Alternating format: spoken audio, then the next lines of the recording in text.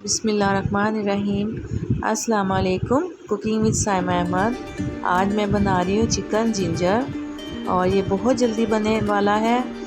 تو سب سے پہلے میں نے کڑاہی میں 1 کلو چکن شامل کیا ہے اور ساتھ ہی میں اس میں جنجر شامل کروں گی۔ اس کو میں نے اچھی طرح سے چاپ کر لیا تھا۔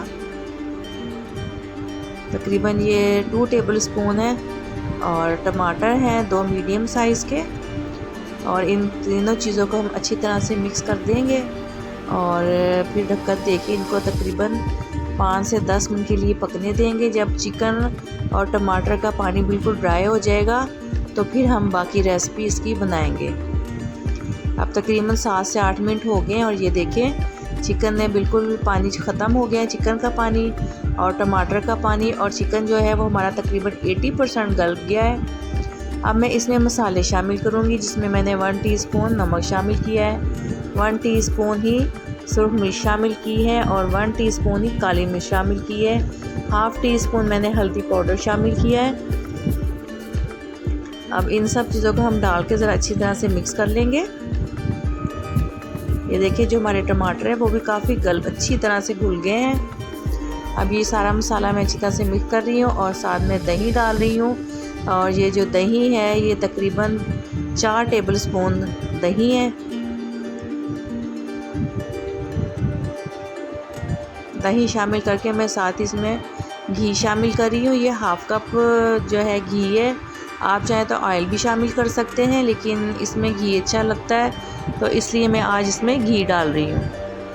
اب ان کو اچھی طرح سے ہم مکس کر لیں گے، سارے مسالوں کو بھی اور دہی کو بھی، اور دہی کا پانی جو ہے ہم ساتھ ساتھ ہم خشک کریں گے، اور ساتھ ہی چکن کی تھوڑی سی بھنائی بھی ہوتی رہے گی۔ یہ دیکھیں دہی کا پانی کافی حد تک ڈرائی ہو گیا ہے اور مسالہ بھی اچھی طرح سے ریڈی ہو گیا ہے۔ بس اب اس کو اچھی طرح سے ہم اس کو ہلائیں گے، میڈیم فلیم پہ آپ نے اس کو بنانا ہے۔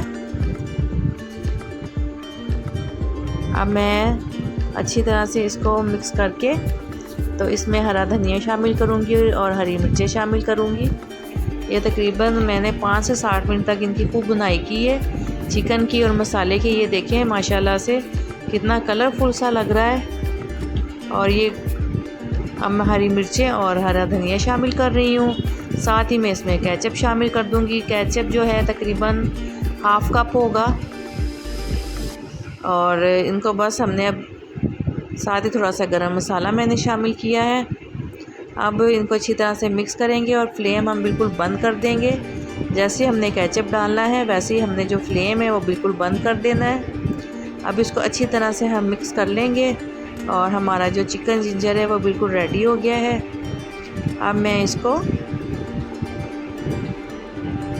ڈش میں نکال لوں گی، اور یہ دیکھیں کتنا جھٹپٹ بنا ہے۔ اب میں آپ سے اجازت چاہوں گی۔ اللہ حافظ۔